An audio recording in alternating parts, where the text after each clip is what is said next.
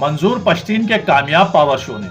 جہاں پاکستان کی تمام سیاسی اور مذہبی جماعتوں کو بہت کچھ سوچنے پر مجبور کیا، وہیں ریاستی اداروں میں بھی بے چینی کی لہر دوڑ گئی۔ سب سے زیادہ الارمنگ بات جو اس جرگے کی ہے وہ یہ ہے کہ پختونوں نے اپنی اپنی سیاسی اور مذہبی وابستگی اور مسلک فرقے سے بالا ہو کر اپنی یکجہتی اور عظیم الشان اتحاد کے ذریعے سبھی کی نیندوں کا آرام کر دیا، اور اس کے ساتھ جہاں مخالفین کو کالعدم قرار دینے یا جبری پابندی لگانے کے باوجود پختونوں کے عظیم اتحاد کے آگے سرنڈر کرنے پر مجبور کیا، وہیں کراچی اور سندھ کے شہری علاقوں میں بسنے والی سب سے پڑھی لکھی اور سیاسی شعور رکھنے والی مہاجر قوم کو بھی یہ احساس دلایا کہ اتحاد میں ہی برکت ہے۔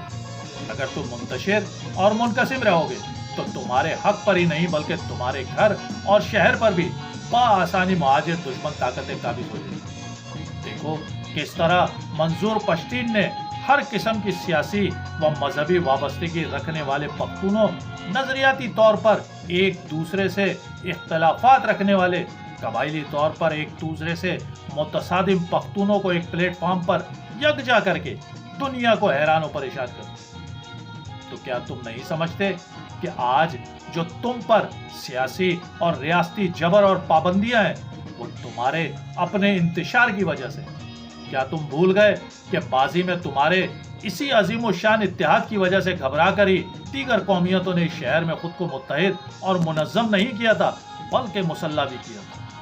آج تمہارے خلاف متحد اور یکجا ہونے والی تمام قومیتیں تو تمہارے خلاف منظم اور متحد ہیں، مگر تم نے اپنا شرازہ بکھیر کر رکھ دیا،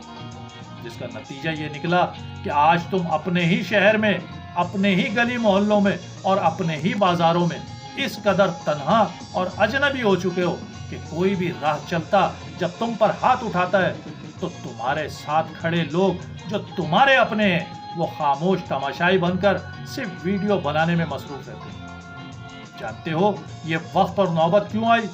کیونکہ تم اپنے مرکز سے دور نکل گئے، تم اپنی مٹی پہ چلنے کا سلیقہ بھول گئے، اپنے نرم ریشمی بستروں اور عالیشان خوابگاہوں سے نکلتے ہوئے ڈرنے لگے۔ حالانکہ تم تو زندہ جاوید روایت کے چراغ تھے، نہ جانے پھر کیوں بادی مخالف کے چلنے سے گھبرانے لگے، اور آج وقت نے تمہیں ایسے موڑ پر لا کر کھڑا کر دیا کہ تمہارا اپنا سایہ بھی تمہارے ساتھ نہیں ہے۔ خدارا مہاجروں لوٹ آؤ اپنی اصل ساخت کی طرف، اپنے اجداد کے خون پر مت انگلیاں اٹھنے دو، اپنی روایات کو پامال مت ہونے دو۔ اب بھی وقت ہے خود کو متحد اور یکجا کر لو۔